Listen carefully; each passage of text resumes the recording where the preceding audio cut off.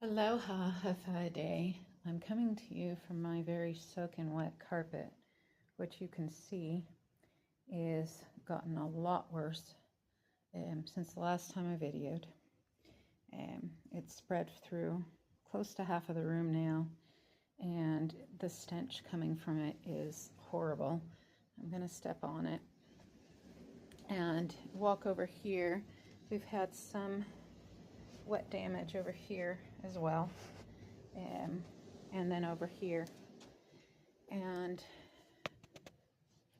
over here as well, and the stench from it is horrible. I had to sleep in here last night. I'm trying to keep my cat as calm and centered as possible, and so that, and I don't have any other place to sleep other than the sofa in the other room, which is near the most comfortable.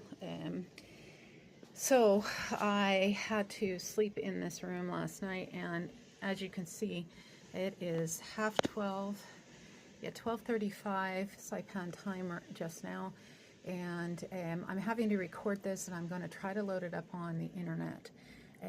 I have no cell service. Yesterday was a really wacky day. We had internet and power for a time, and then the internet went down for a few hours in the afternoon. I got it back. They must have gone and done some work on it or something, I don't know. And then a couple hours after that, the generator here blew or went down or something, and for 15 hours we were without power. So I got a taste of what everybody else on island has been dealing with, and still, even now at 12:35 our time here in Saipan, we've got 50 to 80 mile an hour wind still, and rain like this still coming through. And the typhoon has moved almost 200 miles away from us, if that tells you anything. That tells you how bad this thing is. I have my own views as to the origin of it and what have you. I will do that for my podcast episode if I can do one this week. If nay, it'll be soon as I can. Having said that, generally speaking, all of these trees and bushes you're not able to usually see past. Right now it's raining so hard that you can't even see. It's like a fog of rain, but about right there is the peace arches. And on a good day, with all the trees and debris here that is so fruitful in a good way, you can usually see just the tip top there, and that's about it, if nay that at all. This I can see through now in this, let's see, this area right there, all the cars down below us in the other flats down below us, and I can actually see through to the street, which is about there now, as well. And I did see some of the flooding that was still there. The Peace Arch is about roughly 600 meters from me. So I'm going to take you through here and show you some of the other damage as well. Sorry, it's a little wet. So after 15 hours, we ended up with not much to show you here, other than since the winds changed direction thus far, my propane has been working. So I got a taste and was very humbled the last 15 hours or so. About, I think, 9:30 this morning, our electrics, our generator came on. I'm hoping it still holds with the winds and the rain that is still coming through. With it being daylight, a little bit better view. I'm going to open this here for a minute. I've tried to keep the house open a little bit as I can so that we can air out some of that stench, because sleeping in it is probably not the greatest for my health. Now, there's a light. I'm unsure if you can see it. It's about right there. That's the only light in the entire complex. There may be others, but in my area of the complex that was on, and I believe that's the emergency light. It did go on after the power went out. And again, this is the remnants of the Bonnie mango tree that used to be here. And so we're doing all right. It's being a bit touch and go, and I have to say I am emotionally okay. I've been processing through and healing through. Okay, sorry about that. I got a wee bit of an interruption. So emotionally, I'm okay and healing through and processing my emotions in real time. They call it emotionally regulating. I call it emotionally balancing, nervous system balancing, nervous system regulation. However, physically, after 4 days of little to no sleep, I'm going to go over here to show you more of the damage. There's somebody who is starting to go out. I believe she's got some, perhaps, groceries she's carrying from the supermarket. There's a better shot there you can see of the peace arches, and normally from this view, because of the trees and such that are there, you usually don't see that. You can see through the trees right there to the hill. I'm going to walk and give you a better view. We're almost dried out from here-ish, about 3/4 of the way, but it's still very swollen over here as well. I'm going to take you outside, I think, for a moment, just so you can see a little bit more of what's going on. Please give me a moment here. Gotta get my shoes on. I have this towel hanging here trying to dry. It's still soaking wet. The towels are really musty smelling as well, which is not doing very well for my health. It's quite still very windy. We got, and it is starting to rain a little bit. I don't know how much I'll be able to be out. There's debris everywhere.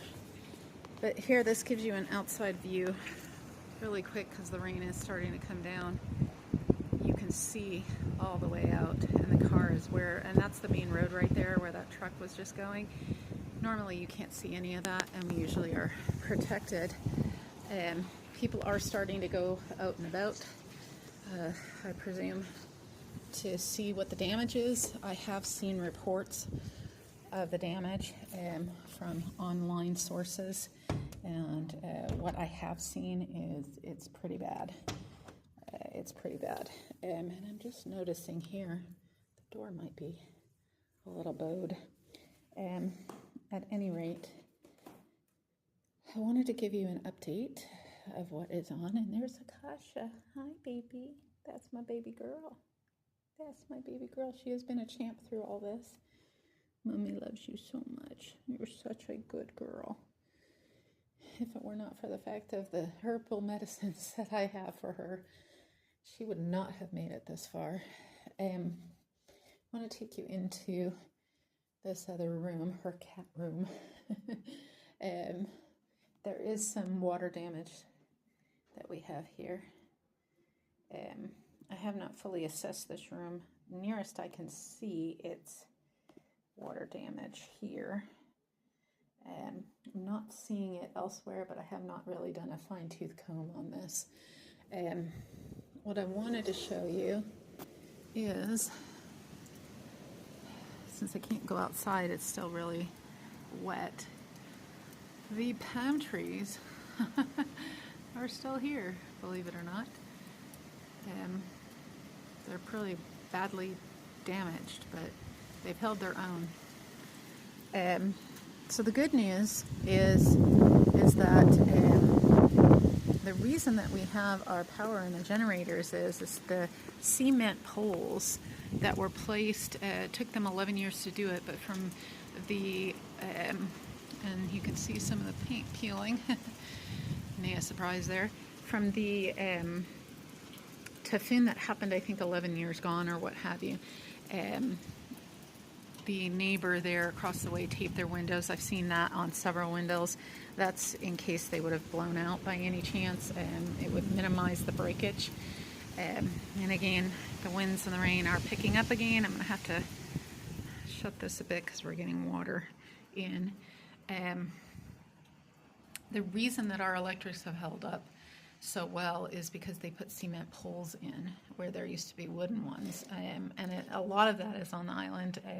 Most of the island were put with cement poles. Now, I did watch this happen in the aftermath of the Lahaina fire on the west side of the island there, where Lahaina is and what have you. They were putting them in, and it seems to have held up. Cat 5 super typhoon winds and rain, and that's why we have the power, because that we do, although not everybody does, because I'm sure they either shut off some of it, or some of it did go down certain power lines and things of that nature. But overall, the infrastructure, the main part of the infrastructure as far as electrics goes, is actually still here. So that's a good sign in terms of things. And there's my baby girl. So having said that, I am going to try to upload this to all of you. I hope that I can do that with the internet. We went 15-16 hours without power, without water, and I got a taste of what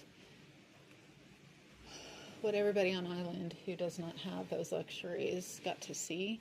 And in part, it was actually kind of amusing in one sense, nay, haha, funny, but ironically funny, because it reminded me of the days when I had my caravan, my bus, that I converted into a caravan and was traveling the mainland of America, and had I think it was a 50-gallon tank of water, and interesting ways of having to compost toilet, things of that nature. However, I still had some basic necessities, and so it was a very humbling experience in many ways.